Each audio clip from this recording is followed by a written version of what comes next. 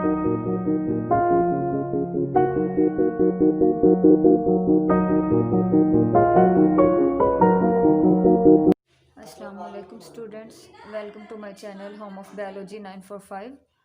Today our topic is cardiovascular disorder. हम देखेंगे कि cardiovascular disorder कौन सी हैं, या इनके causes, mechanism और इनके treatment क्या है।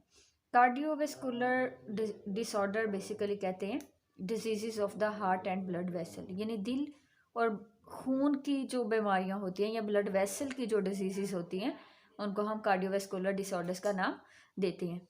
ये जितने भी कार्डियोवैस्कुलर डिसऑर्डर हैं इनके कॉजेज़, ट्रीटमेंट मैकेनिज़्म यानी इनकी वजूहात, इलाज और जो वे ऑफ वर्किंग है वो तकरीबन सिमिलर एक जैसा ही होता है। उसके बाद इसके रिस्क फैक्टर और कॉजेज़ हैं, यानी कौन से ऐसे फैक्टर हैं जिसकी वजह से कार्डियोवैस्कुलर प्रॉब्लम होती हैं। तो ये डिफरेंट हैं। एडवांस्ड एज, बढ़ती हुई उम्र, डायबिटीज़ की बीमारी, ठीक है, यानी शुगर की बीमारी, high blood concentration of low density lipid, blood की कंसंट्रेशन का ज़्यादा होना, उसमें लिपिड की डेंसिटी का कम होना, ट्राइग्लिसराइड का मौजूद होना, टोबैको, स्मोकिंग, सिगरेट नोशी, हाई ब्लड प्रेशर, ओबेसिटी, मोटापे को कहते हैं, सेडेंटरी लाइफस्टाइल यानी पूरा दिन बैठ के काम करना या लेटे रहना, यानी कि हमारी जो रूटीन है उसके अंदर वॉक वगैरह का ऐड ना होना।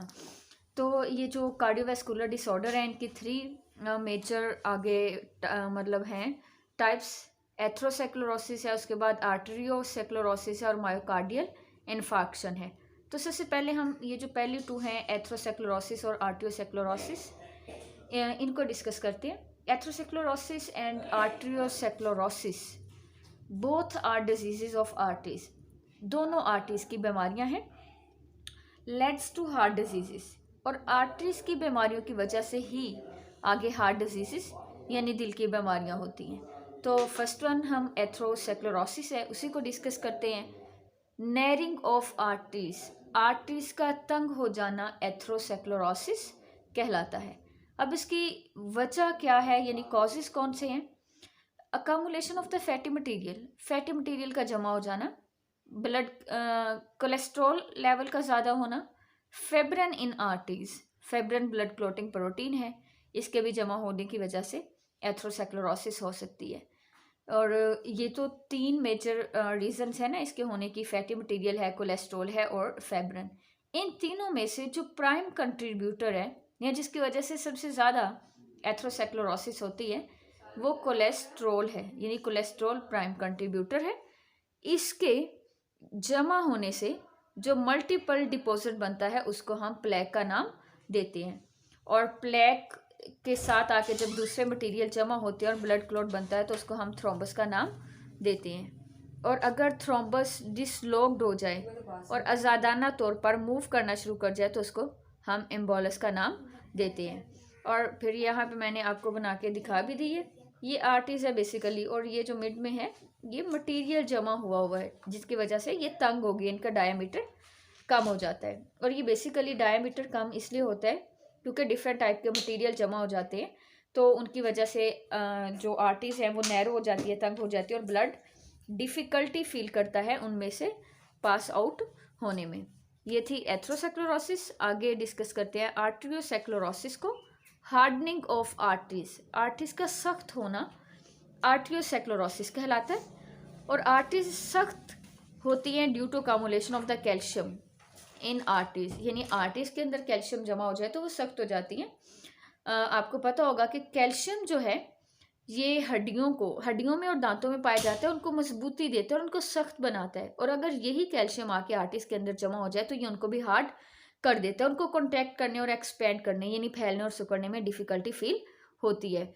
और आर्टेरियोसेक्लोरोसिस तब होती है जब एथ्रोसेक्लोरोसिस सवेयर हो जाती है।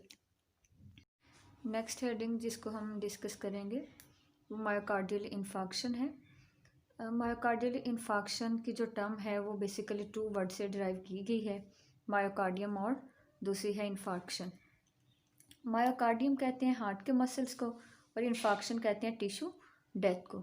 ये जो मायोकार्डियल इन्फार्क्शन है इसको हम आम टर्म में या कॉमनली हार्ट अटैक का नाम देते हैं। इसके कॉजेज़ यानी वजूहात क्या है। Interruption of blood supply to heart muscles. Heart के मसल्स को ब्लड सप्लाई नहीं मिलती, जिसकी वजह से उनके हार्ट के जो मसल्स हैं उनकी डेथ हो जाती है। या बाज़-औक़ात ऐसा भी होता है कोरोनरी आर्टरीज़ के अंदर ब्लड क्लॉट हो जाता है, जम जाता है। कोरोनरी आर्टरीज़ ऐसी आर्टरीज़ को कहते हैं जो दिल के मसल्स को ब्लड सप्लाई करती हैं।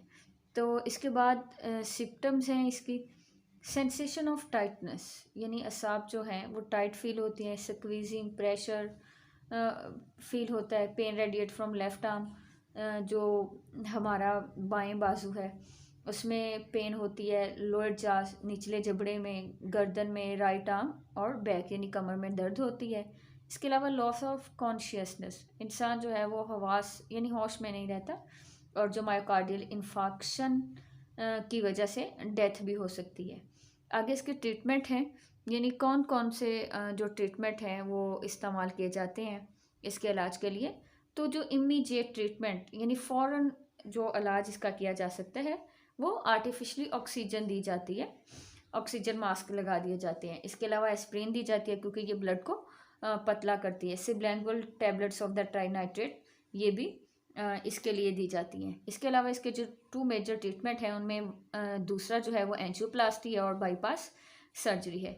एंजियोप्लास्टी में जो नैरो या ऑब्स्ट्रक्टेड ब्लड वेसल्स यानी जो तंग हो जाती हैं या बंद हो जाती हैं उनको मैकेनिकली वाइडनिंग यानी चौड़ा कर दिया जाता है, और जो ब्लड सप्लाई है वो इम्प्रूव हो जाती है और हार्ट के मसल्स को ब्लड मिलना, ऑक्सीजन मिलनी स्टार्ट हो जाती है। और जो दूसरा थर्ड मेथड है वो बाईपास सर्जरी है। बाईपास सर्जरी में आर्टरीज और veins from elsewhere grafted to coronary artery, कहीं और से आर्टरीज और वेन्स को लेकर कोरोनरी आर्टरीज यानी दिल के आर्टरीज के साथ जोड़ दिया जाता है, जिससे ब्लड सप्लाई इम्प्रूव होती है और हार्ट के मसल्स को ब्लड मिलना स्टार्ट हो जाता है। इसके अलावा एक और टर्म नीचे बॉक्स में दी हुई है एंजाइना की। एंजाइना ऐसी कंडीशन को कहते हैं जब कंधे, बाजू और कमर में दर्द होता है। वो एक वार्निंग साइन होता है जो ये बता रहा होता है कि शायद कहीं पे हार्ट के मसल्स को ब्लड सप्लाई बेहतर नहीं मिल रही होती, लेकिन वो उतनी जो है वो ख़तरनाक नहीं होती। ठीक है, ये जो आपके तमाम लेक्चर्स हैं ये आपकी बुक के अकॉर्डिंग बनाए गए हैं ताकि आपको रीडिंग में और याद करने में आसानी हो। आप फर्दर मेरी वीडियोस के लिए मेरे चैनल को लाइक और सब्सक्राइब कर दें। थैंक यू, टेक केयर, अल्लाह हाफिज़।